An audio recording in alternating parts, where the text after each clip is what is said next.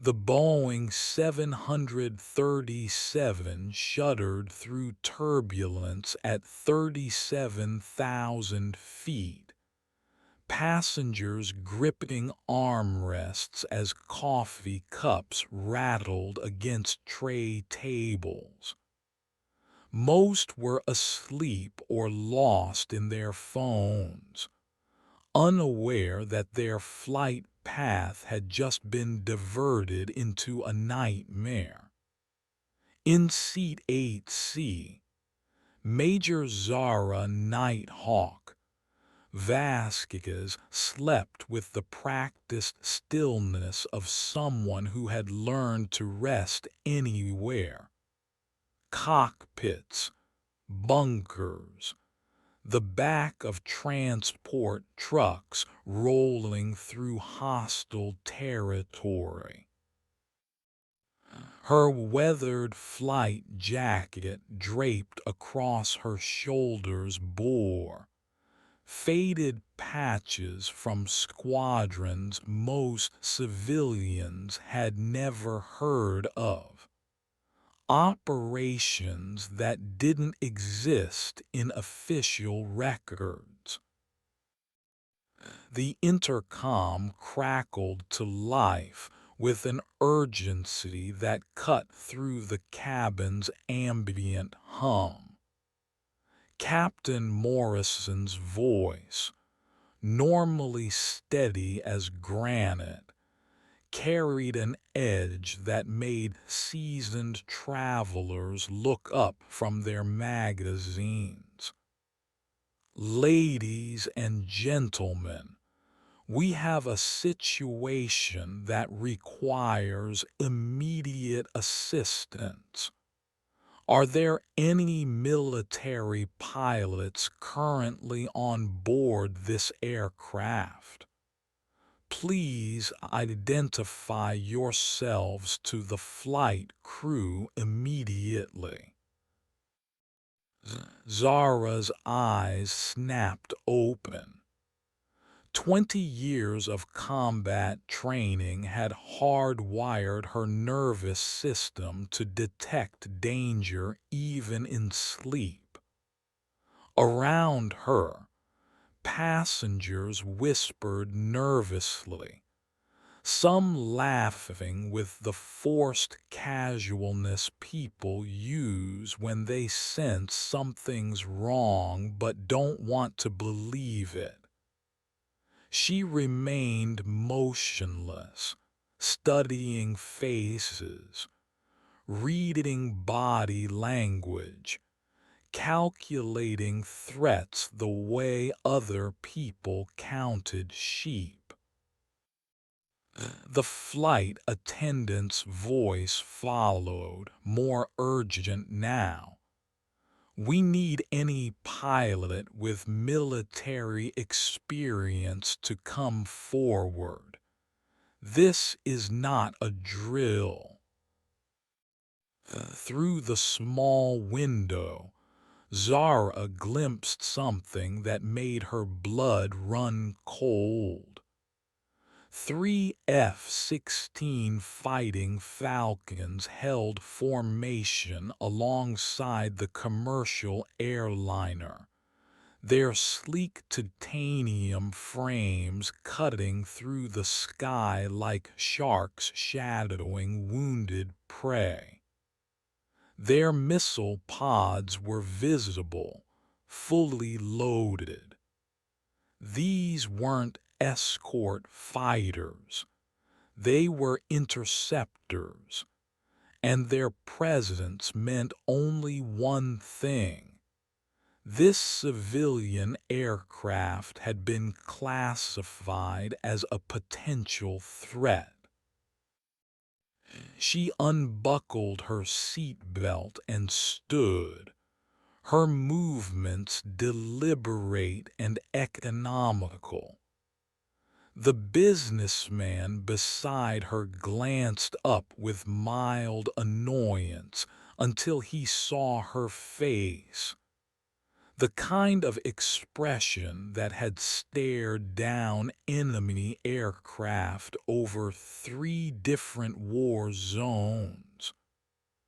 Zara stepped into the aisle, her boots silent on the cabin floor, and began walking toward the cockpit. Behind her, she felt the weight of 300 pairs of eyes, unaware they were looking at the woman who might be their only chance of seeing the ground again alive. Flight 447 was no longer just another red-eye to Denver. It had become a flying coffin with a countdown timer that nobody could see, but everyone could feel ticking away in the silence between heartbeats. The cockpit door stood ahead like a gateway between their current ignorance and a truth that would change everything. Zara reached for the handle, knowing that once she identified herself, there would be no going back to anonymity. No return to the quiet retirement she'd been trying to embrace. The sky outside darkened with approaching storm clouds, and somewhere in that darkness, more aircraft were closing in. Her hand touched the door as another voice came through the radio, one that made even the veteran pilot's pulse quicken with recognition and dread. Captain Morrison turned as the cockpit door opened, his weathered face pale with stress sweat. Behind him, First Officer Davis worked frantically over navigation charts, red emergency lights casting shadows that made the instrument panel look like the control room of a sinking ship. Neither man looked up when Zara entered. They were too focused on the radio transmission crackling through their headsets, a voice that carried authority measured in megatons and consequences counted in body bags. American 447. This is Colonel Marcus Reaper Kane, commanding officer of the 27th Fighter Wing. You are ordered to divert immediately to Cheyenne Mountain Air Force Base for emergency inspection. Failure to comply will result in enforcement action. Acknowledge immediately. Morrison's hand trembled slightly as he reached for the radio. Zara stepped forward, her voice cutting through the tension like a blade through silk. Don't answer that yet. Both pilots spun around, taking in her appearance, the faded flight suit visible beneath civilian clothes, the way she stood with feet automatically spaced for aircraft stability, the calm in her eyes that spoke of someone who'd navigated worse storms than this. I'm Major Zara Vasquez, call sign Nighthawk, recently retired from the 355th Fighter Wing. What's our situation? Her voice carried the kind of authority that made men twice her size stand straighter, earned through years of bringing damaged aircraft home when others would have ejected. Davis looked relieved to have someone else making decisions. We lost contact with air traffic control 20 minutes ago. GPS started showing conflicting readings, and now we've got military escorts who won't explain why we're being treated like a hostile aircraft. Through the cockpit windows, the F-16s maintained their deadly ballet, close enough that Zara could see the pilot's helmet reflections in their canopies. She recognized the formation, a classic intercept pattern used when the target was suspected of carrying weapons or hostile personnel. But something felt wrong about the whole scenario, like a chess game where half the pieces were missing from the board. "Show me your flight plan," she said, moving to the navigation console. Morrison handed her the paperwork, and Zara's trained eye immediately caught the discrepancies.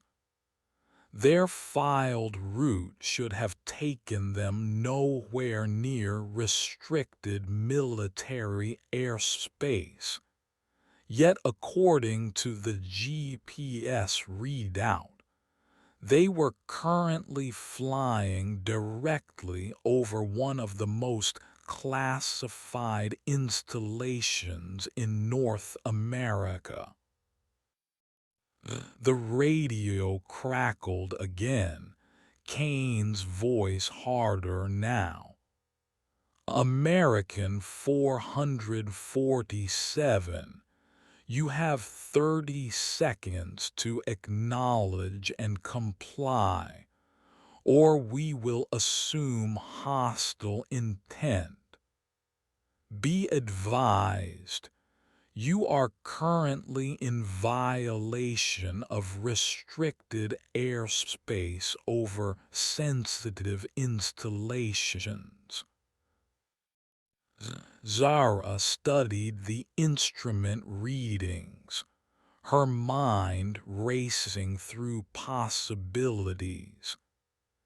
Either their navigation systems had failed catastrophically, or someone had deliberately altered their flight path. Neither option was good, but one was far more dangerous than equipment malfunction. She keyed the radio, her voice steady and professional. "Colonel Kane, this is Major Zara Vasquez aboard American 447. We show no navigation errors on our instruments and are flying our filed flight plan. Request clarification on the nature of this airspace violation. The silence that followed stretched long enough for Zara to count her own heartbeats. When Kane's voice returned, it carried a note she didn't like, surprise mixed with something that might have been recognition. Major Vasquez, confirm your identity and current status. What is your business aboard this civilian aircraft? The question hit like a missile lock warning, and Zara realized that this entire situation might not be the accident it appeared to be. The F-16s adjusted their formation, moving closer with predatory precision. Zara could see the lead pilot clearly now through his canopy, young face behind the oxygen mask, hands steady on the controls. But she caught the slight head movement that meant he was receiving new instructions through his helmet radio. Whatever Colonel Kane was telling him, it wasn't making the situation any calmer. Major Vasquez, Kane's voice returned. Please state your current military status and the purpose of your presence on this flight. Zara exchanged glances with Morrison, who was gripping his controls so tightly his knuckles had gone white. The commercial pilot had probably never been this close to military aircraft outside of air shows, and definitely never with weapons systems trained on his aircraft. She could see him calculating the same terrible mathematics that every combat pilot learned. How many seconds between decision and impact? How little time there was to be wrong. Colonel, I'm retired as of 3 weeks ago, traveling as a civilian passenger. This aircraft is a scheduled commercial flight with no military personnel or cargo aboard. She kept her voice level, professional, but her eyes were scanning the instrument panel for anything that might explain why they'd been intercepted. First Officer Davis pointed to a readout on his screen, his voice tight. Major, look at this. Our transponder is broadcasting a military identification code, but I didn't set it to that frequency. The pieces of the puzzle began forming a picture that made Zara's stomach drop. Someone had hacked their aircraft systems, overlaying a military transponder signal onto their civilian identification. To anyone monitoring military frequencies, Flight 447 would appear to be an unscheduled military aircraft flying through restricted airspace without clearance. Exactly the kind of scenario that triggered automatic intercept protocols. Captain Morrison shut down all non-essential electronics immediately, Zara ordered. Someone's spoofing our systems, making us look like a threat. She grabbed the radio again. Colonel Kane, be advised we have evidence of electronic warfare interference. Our systems are broadcasting false military identification codes. Kane's response came back sharp and skeptical. Major, that's a convenient story.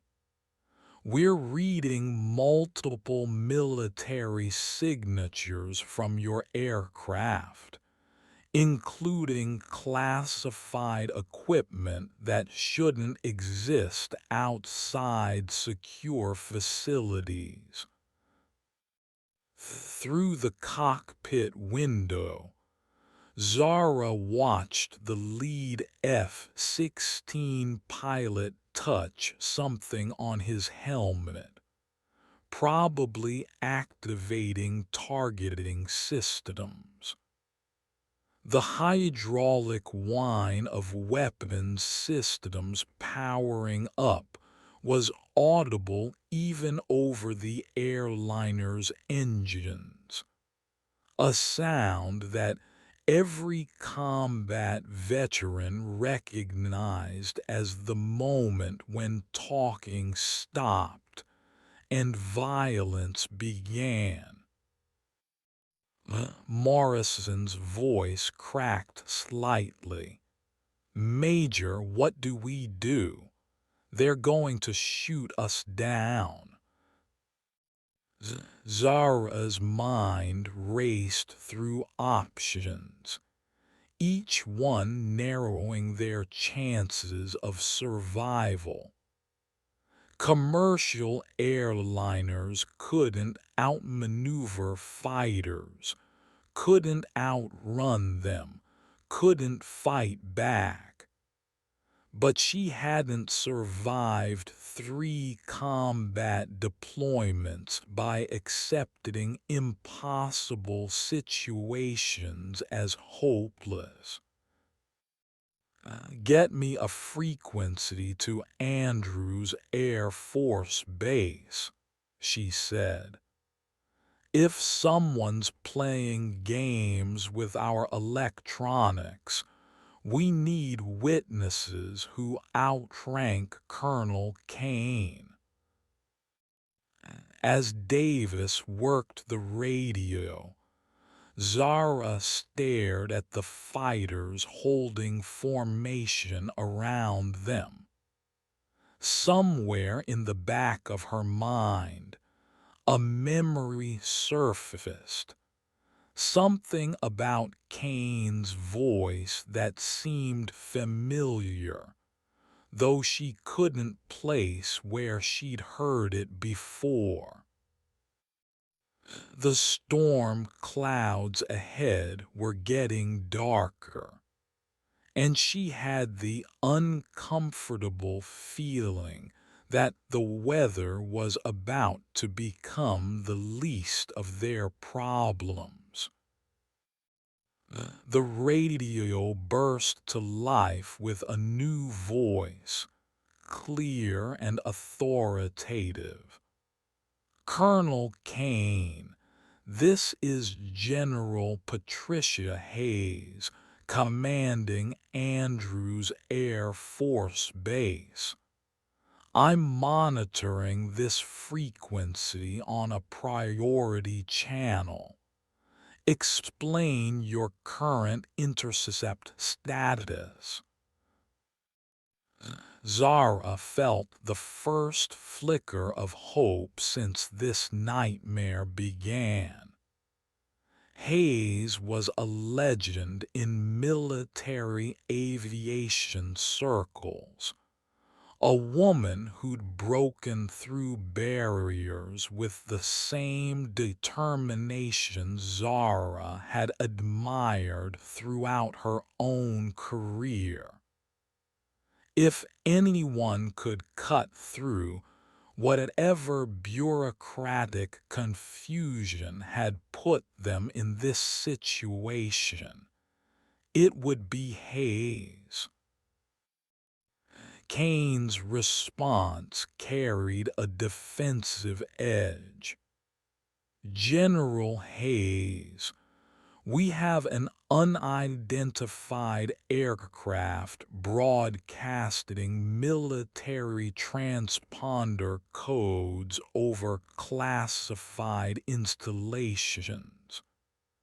The aircraft claims to be civilian, but shows multiple anomalies consistent with hostile reconnaissance. Colonel, I'm looking at the same data you are, and I see a retired major who's earned more combat decorations than most of your squadron combined, Hayes replied, her voice carrying the kind of steel that made junior officers stand at attention even over radio. Major Vasquez, this is General Hayes. What's your assessment of the situation? Zara keyed the radio, grateful to have someone listening who understood the difference between equipment malfunction and enemy action. General, our systems are compromised by external electronic interference. Someone's overlaying false transponder data to make us appear as a military threat. We're a scheduled civilian flight that's been turned into a weapon through cyber warfare. The silence stretched long enough for Zara to watch the storm clouds building ahead, dark towers of cumulus that promised turbulence worse than what they were already facing. Through the cockpit window, she could see the F-16 pilots adjusting their positions, maintaining intercept formation, but no longer appearing quite as eager to engage. Hayes's voice returned with crisp authority. Colonel Kane, I'm ordering an immediate stand-down of weapons systems. Major Vasquez, I need you to walk me through exactly what you're seeing on your instruments. Zara began methodically describing the readings, her voice falling into the precise cadence of military briefings. As she spoke, she noticed something in Davis's expression, a recognition that made him suddenly look sick. Major, Davis whispered, pointing to a maintenance log on his clipboard. This aircraft was in for avionics upgrades last week. Experimental navigation systems installed by a contractor I'd never seen before. The revelation hit like a punch to the gut. This wasn't random electronic warfare. It was a targeted operation using their own aircraft as an unwitting weapon. Someone had deliberately modified Flight 447 systems, turning a routine civilian flight into what appeared to be a military infiltration of restricted airspace. Morrison's voice was barely audible. "They're using us as a Trojan horse." Zara's training kicked in, her mind automatically shifting into combat analysis mode. If this was an operation designed to trigger military response, then the real attack might not be what they were flying over. It might be what was waiting for the fighters to respond. She grabbed the radio. "General Hayes, you need to check for secondary threats in the area. This intercept might be a diversion." As if summoned by her words, the radar screen lit up with new contacts. Multiple aircraft approaching from the north at high speed, flying patterns consistent with attack formations. Kane's voice cut through the frequency, no longer skeptical but sharp with combat readiness. "General Hayes, we have multiple bogies inbound, estimated time to target 6 minutes." The chess pieces were finally visible on the board, and Zara realized they'd all been playing the wrong game from the beginning. The radar screen painted a picture that made every military professional in both aircraft go cold. 8 contacts moving in perfect attack formation, their electronic signatures showing stealth characteristics that meant they weren't supposed to exist on any radar display.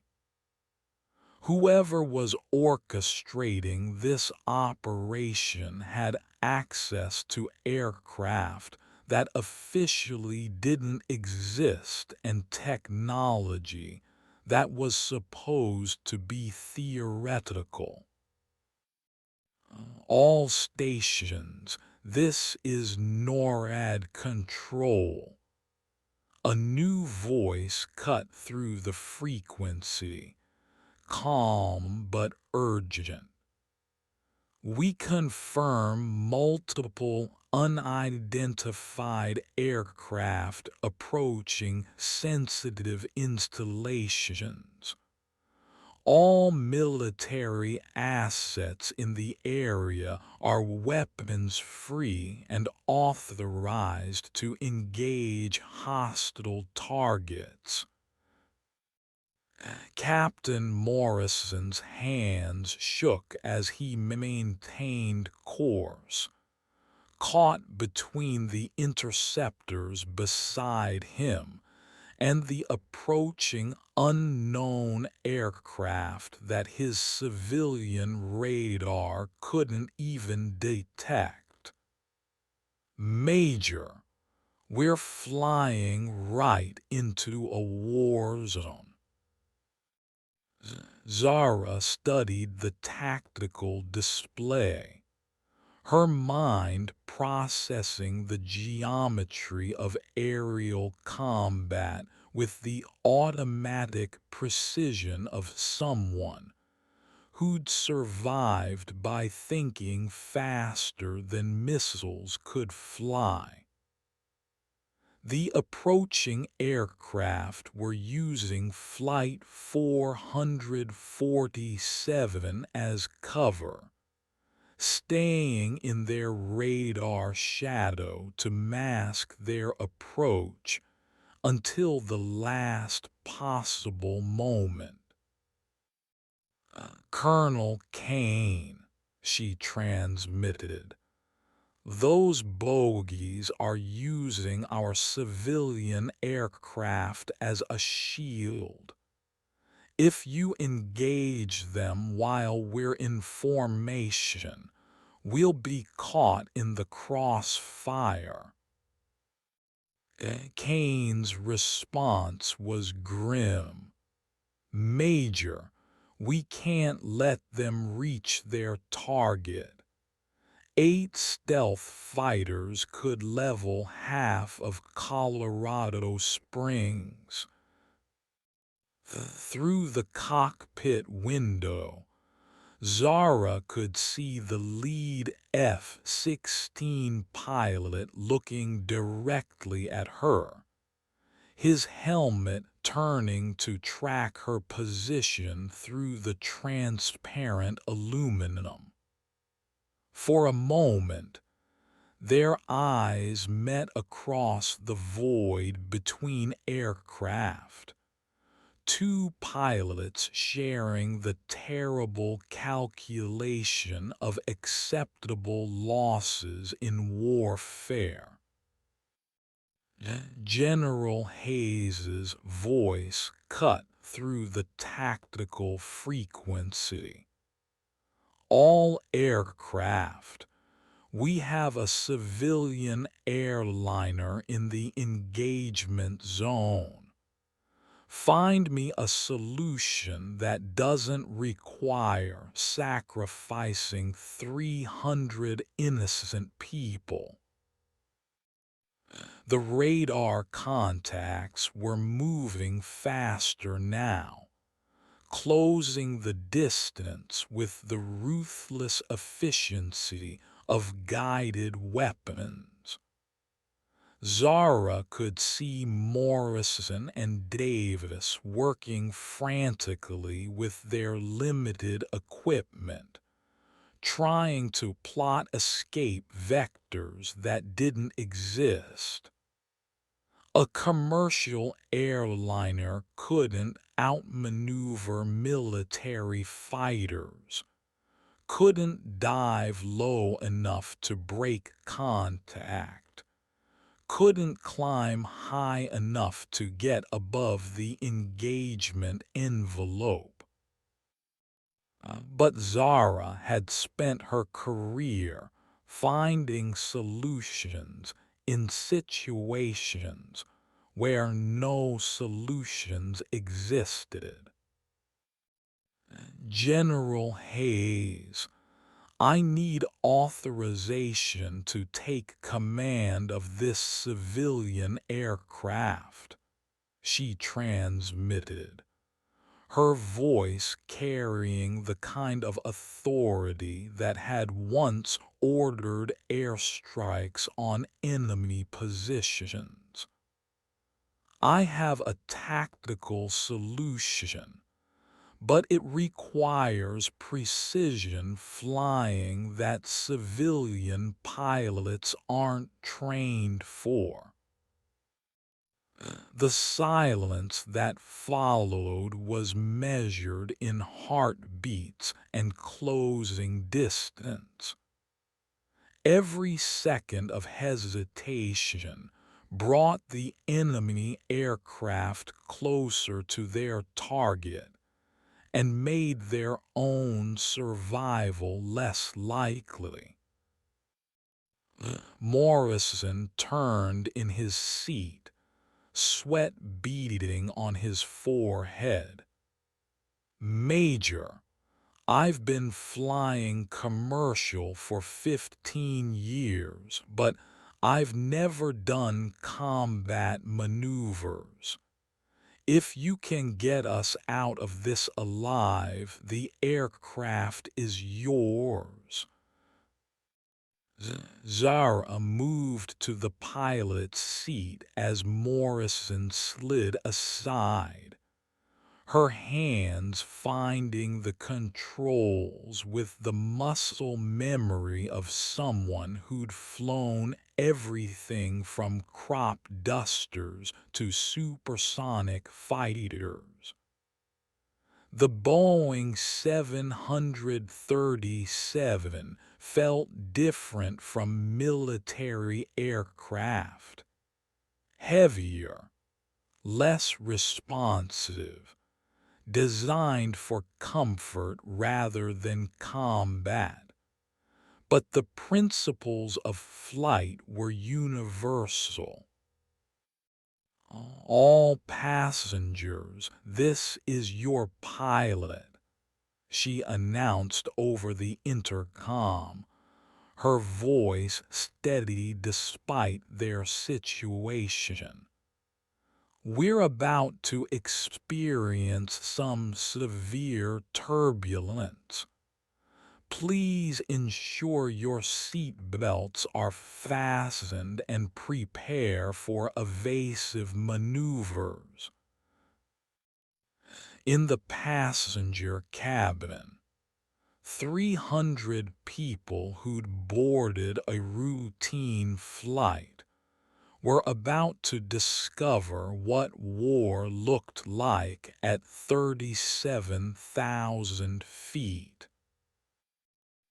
The Boeing 737 banked hard to starboard, G-forces pressing passengers against their seats as Zara pushed the commercial airliner through maneuvers that stressed its airframe beyond normal operational limits. Coffee cups and laptops became projectiles. Oxygen masks deployed automatically. And somewhere in the back of the aircraft, a child started crying with the primal terror of someone too young to understand why the world had suddenly gone insane. Contact bearing 270. Angels 35, multiple bogies closing fast.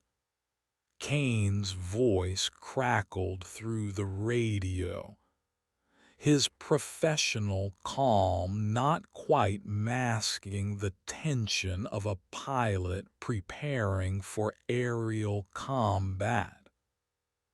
The F-16s broke formation, spreading into attack positions that would give them maximum firing solutions, while keeping the civilian aircraft clear of their engagement zone.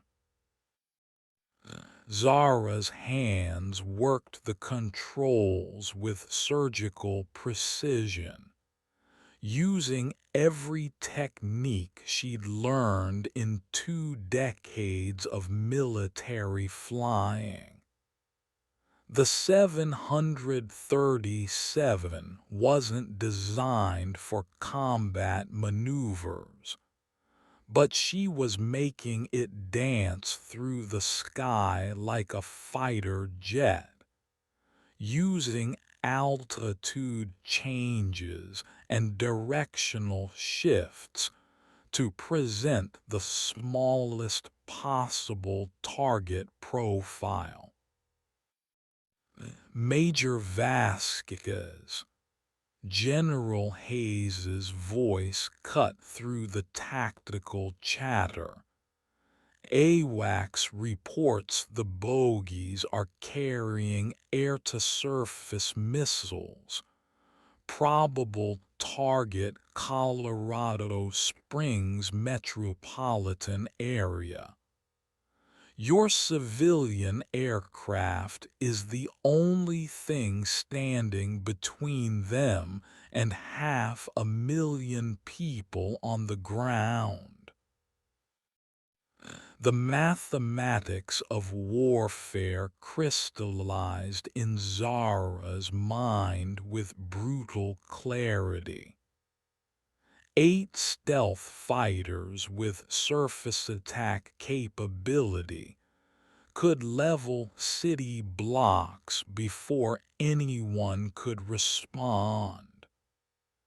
The only thing disrupting their attack pattern was Flight 447's position, forcing them to maneuver around a civilian aircraft instead of proceeding directly to target.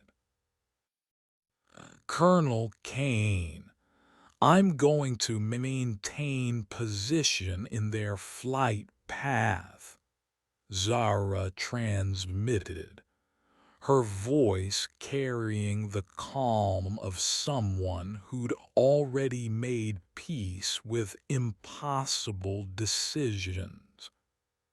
They can't fire on their target without going through us first. Kane's response was immediate and sharp. Major, that's suicide. Those aircraft are carrying weapons that could vaporize your airliner. Colonel, 300 civilian casualties versus 500,000 ground casualties isn't math. It's elementary arithmetic. Zara banked the aircraft again, feeling the airframe shudder under stress it was never designed to handle. Besides, I didn't survive 3 combat tours to die in a retirement flight. Through the cockpit window, she could see the enemy aircraft now, dark shapes cutting through clouds like shadows given form, their stealth coating making them appear to fade in and out of visibility. They were beautiful in the way that all weapons of war were beautiful, deadly perfection engineered for a single purpose. Morrison's voice was tight with fear. Major, the passengers don't know what's happening. Should we tell them? Zara glanced at the cabin monitor, seeing rows of frightened faces pressed against windows. People trying to understand why their flight had become a roller coaster ride through hell. "They'll know soon enough," she said quietly. "Right now, Let them have hope. The first missile launch lit up the sky ahead like a falling star in reverse, climbing toward them with the inexorable certainty of physics and high explosives. Zara had perhaps 15 seconds to prove that a commercial pilot's reflexes could match a guided weapons guidance system. She dove the 737 toward the Earth, pushing the engines beyond their design limits, feeling the aircraft shake as if it were coming apart in her hands. Behind them, the missile's proximity fuse triggered, filling the sky with shrapnel that peppered their rear fuselage like deadly hail. They were still flying, but barely, and the real battle was just beginning. The Boeing 737 shuddered through the shock wave of the near-miss explosion, warning lights cascading across the instrument panel like Christmas decorations from hell. Zara fought the controls as the aircraft yawed violently to port, hydraulic fluid streaming from damaged systems and leaving rainbow trails in their wake. The smell of burning electronics filled the cockpit, acrid and sharp, the scent of technology dying under stress it was never designed to endure. Hydraulics are failing, Davis reported, his voice professionally calm despite the chaos around them. Primary flight controls are switching to backup systems. Through the fractured cockpit window, Zara could see the F-16s engaging the enemy aircraft in a deadly ballet of supersonic combat. Missile trails crisscrossed the sky like deadly fireworks, and somewhere in that maze of death and physics, American pilots were fighting to prevent a massacre on the ground. American 447. This is Reaper 1. Kane's voice cut through the tactical frequency, strain evident beneath his professional control. We've engaged 4 of the bogies, but 4 more are breaking through toward Colorado Springs. Can you maintain your intercept position? Zara checked their altitude and heading, calculating vectors with the automatic precision of someone who'd spent her career turning mathematics into survival. The damaged 737 was flying like a wounded bird, systems failing in cascade patterns that would have grounded any sane pilot. but they were still in position to disrupt the attack formation. Reaper 1, American 447, maintaining intercept. We've got maybe 10 more minutes of flight time before these systems fail completely. The radio crackled with new voices.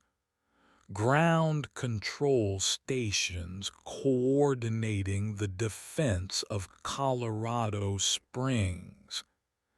AWACS controllers painting the aerial battle for commanders who were watching their screens like generals studying battlefield maps. But through all the professional military chatter, Zara could hear something else. People were dying up here on both sides, and the outcome was still balanced on a knife's edge. Captain Morrison had gone pale, staring at the hydraulic pressure readings that told their own story of impending catastrophe. Major, even if we stop this attack, we're not going to make it to an airport. The aircraft is coming apart. Zara nodded grimly. Her attention split between flying the dying airliner and monitoring the tactical situation around them. She'd known from the moment she took the controls that this was likely a one-way flight, but knowing something intellectually and facing it emotionally were different experiences entirely. First Officer Davis, she said quietly, get on the passenger address system. Tell them we're experiencing severe turbulence due to military exercises in the area, and that we're diverting to the nearest airport for precautionary maintenance checks. Davis looked at her with understanding and respect. What do you want me to tell them about the oxygen masks and the emergency lighting? Tell them it's standard procedure for this type of turbulence, Zara replied, banking the aircraft to keep it between the attacking fighters and their target. Let them hold on to hope as long as possible. Another explosion lit up the sky ahead, closer this time, and the 737's already damaged systems took another hit from the electromagnetic pulse. The instrument panel flickered, screens going dark for terrifying seconds before backup power kicked in. But in that moment of electronic silence, Zara heard something that made her blood run cold. The sound of the passenger cabin behind them. 300 voices raised in fear and confusion.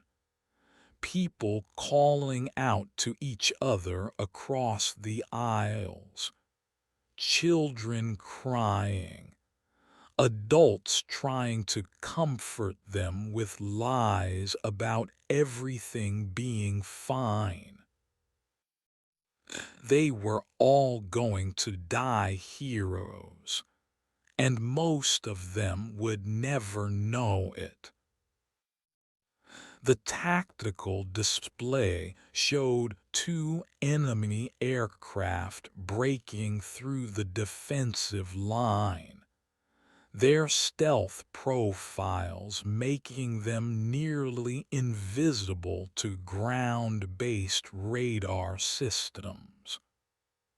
Colorado Springs lay spread below like a circuit board of lights, 500,000 people going about their evening routines, unaware that death was descending from the sky at Mach 2. Ground control. This is American 447. Zara transmitted on the emergency frequency. Two bogies have broken through. Estimated time to target 3 minutes. We're going to intercept. The response came back immediately from a ground controller whose voice carried the weight of impossible decisions. American 447.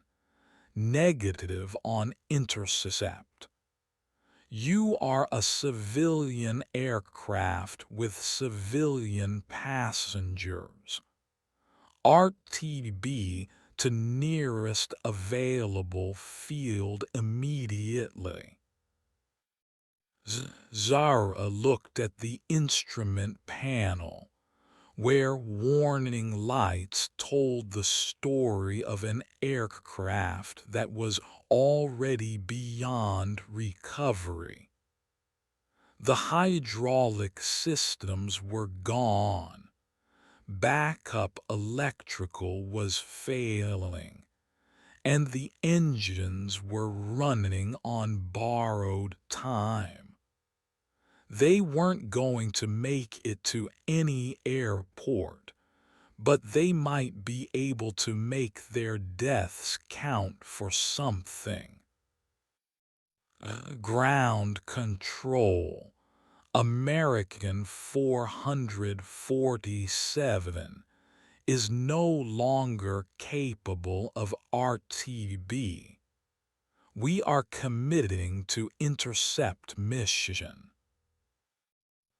The silence that followed her transmission was measured in heartbeats and closing distance.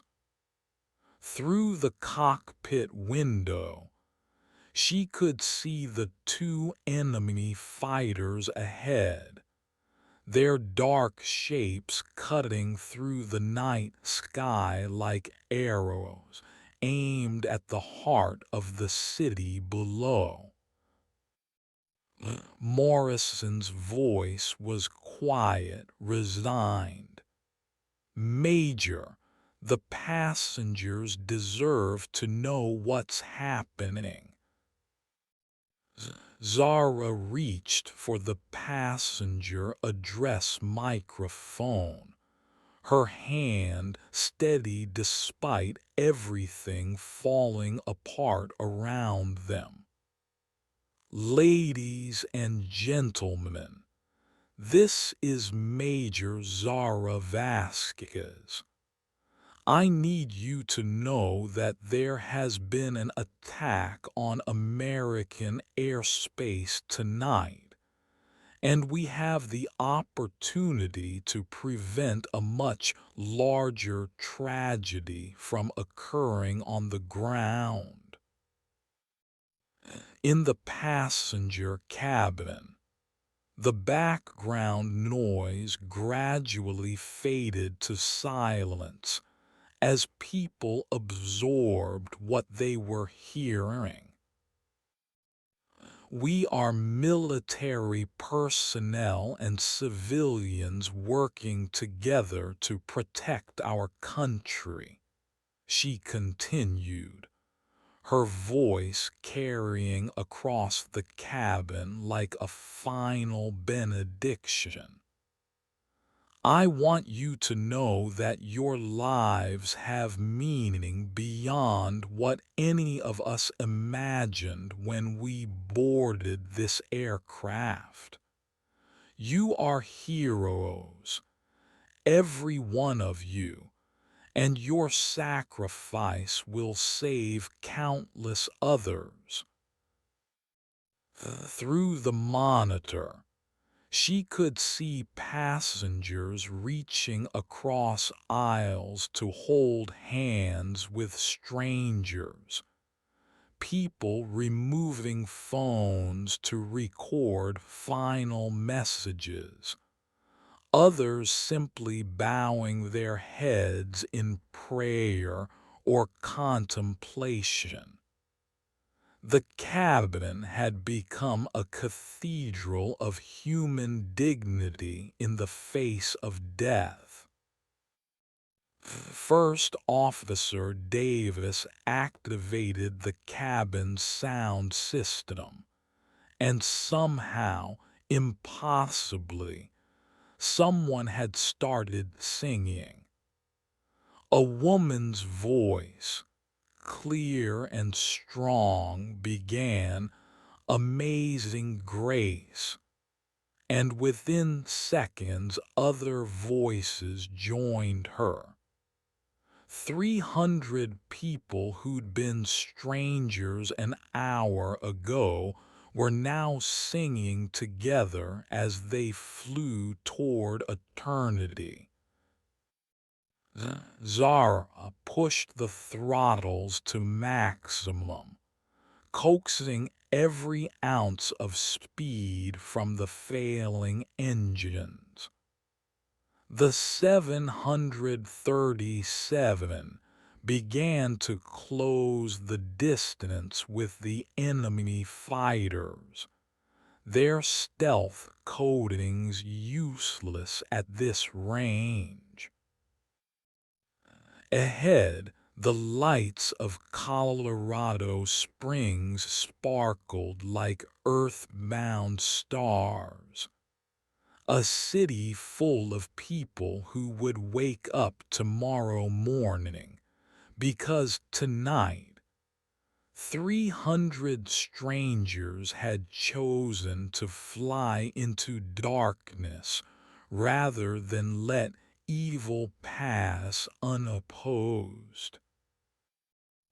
The first enemy fighter was in range now, close enough that Zara could see the pilot's helmet through the canopy. She pushed the 737 into a collision course, physics and determination the only weapons she had left. Behind her, the passengers sang louder, their voices carrying hope into the darkness. The collision occurred at 11:47 p.m. Mountain Time, 37,000 feet above the Colorado Rockies. The Boeing 737's titanium airframe struck the lead enemy fighter with the combined kinetic energy of two aircraft flying at over 600 miles per hour, creating a fireball visible from orbit that lit up the night sky like a second sun. The explosion was recorded by 17 different military installations, 5 civilian airports, and hundreds of cell phone cameras from people who happened to be looking up at the wrong moment. But the light faded quickly, leaving only falling debris and the memory of 300 people who had chosen to die as heroes rather than live as bystanders to genocide. Colonel Marcus Kane watched from his F-16 as the debris field spread across the sky.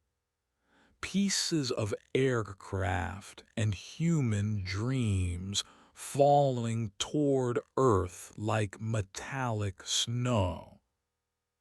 His radio crackled with damage reports and tactical updates, but for a moment all he could process was the silence where Flight 447 had been.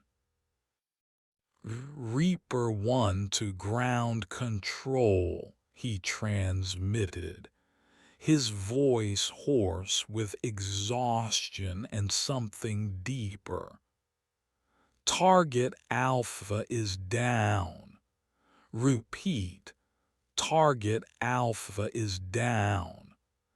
American 447 has. American 447 is no longer transmitting." The second enemy fighter, deprived of its flight leader, and faced with incoming F-16s from 3 directions, attempted to break off from the attack pattern. Kane's squadron surrounded it like wolves, their missiles finding their target with the precision of justice delayed but not denied. The stealth fighter disintegrated in a flash of high explosives and aviation fuel, its pilot's final transmission a string of curses in a language that intelligence analysts would spend months trying to identify. General Patricia Hayes stood in the operations center at Andrews Air Force Base, watching satellite feeds that showed the aftermath of the aerial battle. 30 years of military service had shown her many forms of heroism, but she had never seen anything like what Major Zara Vasquez had done with a civilian airliner full of innocent people. "Get me the passenger manifest for Flight 447, she ordered quietly. "Every name, every face. I want to know who died up there tonight." The debris field stretched across 20 square miles of mountain wilderness. Pieces of aluminum and steel and human hope scattered among pine trees that would grow over the crash site for decades to come. Recovery teams would spend weeks collecting the scattered remains, but they would never recover the larger truth of what had happened in those final moments. 300 strangers who had become a family in the space between one heartbeat and the last. In Colorado Springs, 500,000 people went to sleep safely in their beds, unaware that their lives had been purchased with the blood of heroes whose names they would never know. The morning news would report a tragic airline accident, mechanical failure, that caused the loss of American Airlines Flight 447, with no survivors. The military classified the real story for reasons of national security, filing it under operations that officially never happened. But in the Pentagon's deepest archives, a file would be created that night containing the full transcript of Flight 447's final transmission, Major Vasquez's service record, and a recommendation for the Congressional Medal of Honor that would never be publicly presented. The sky above Colorado was clear now, stars visible once again through the thin mountain air.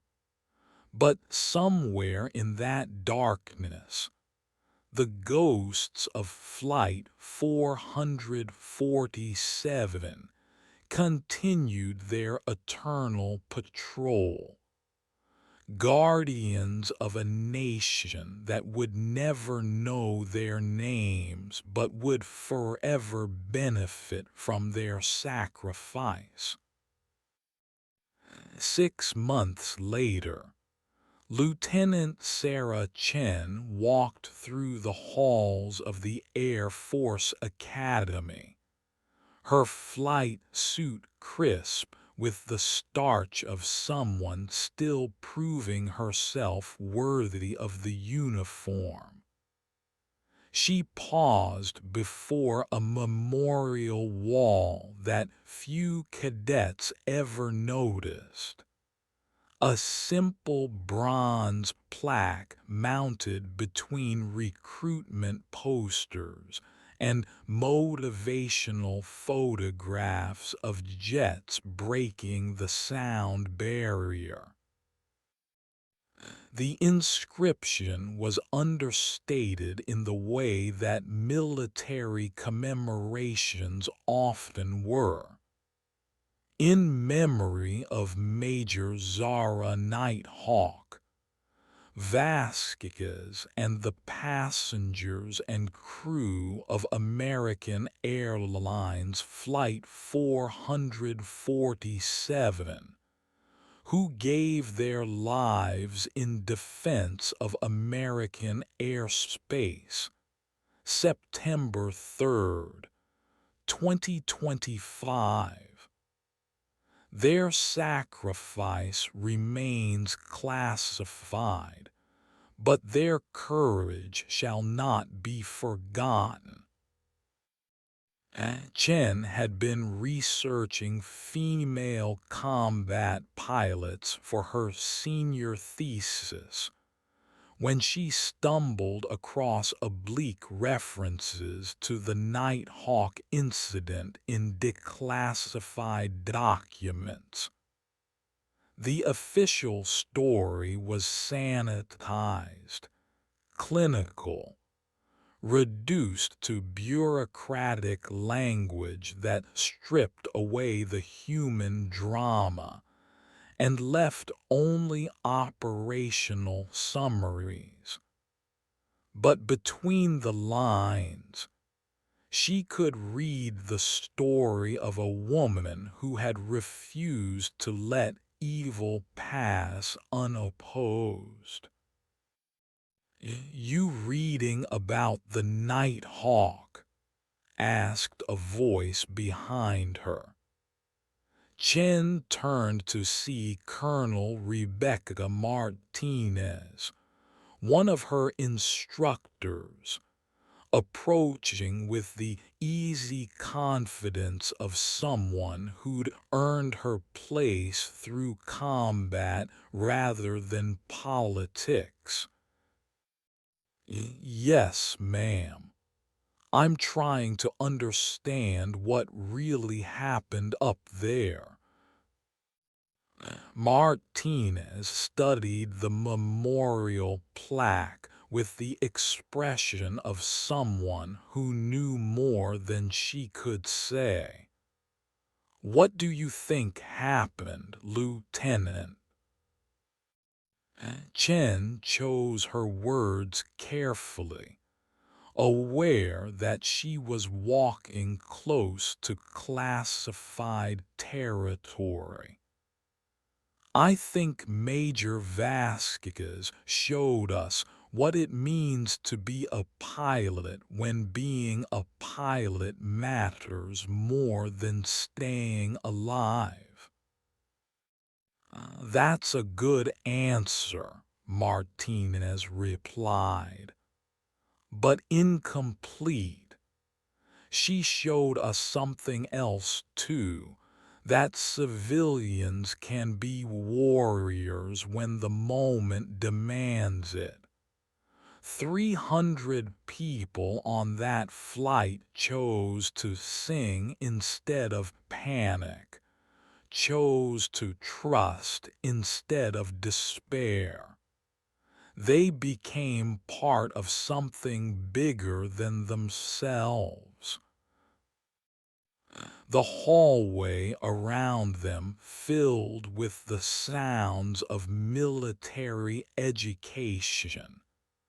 Cadets marching to classes, instructors calling out corrections, the institutional rhythm of people learning to serve something greater than their individual survival. But for a moment, the memorial plaque commanded a different kind of attention, demanding recognition for sacrifice that would never receive public acknowledgement. "Ma'am," Chen asked quietly, "how do we honor people whose heroism has to remain secret?" Martinez smiled, the expression carrying years of similar questions without easy answers. "We become worthy of their sacrifice, Lieutenant. We train harder, fly better, serve longer. We make sure that when our moment comes, and it will come, we're ready to make the same choice they made." Chen saluted the memorial plaque, a gesture that probably violated several regulations about military courtesy, but felt necessary nonetheless. Somewhere in the mountains of Colorado, pieces of aluminum and steel were slowly being reclaimed by forest and weather. But the example they represented was being passed down through generations of pilots who would carry their story into whatever battles the future might bring. The bronze plaque reflected the hallway lights like a small sun, warming a corner of the academy where heroes were remembered not for their fame, but for their choices when everything depended on choosing correctly. Night Hawk, Chen whispered, testing the call sign on her lips like a prayer or a promise. Roger that, Major. We've got the watch.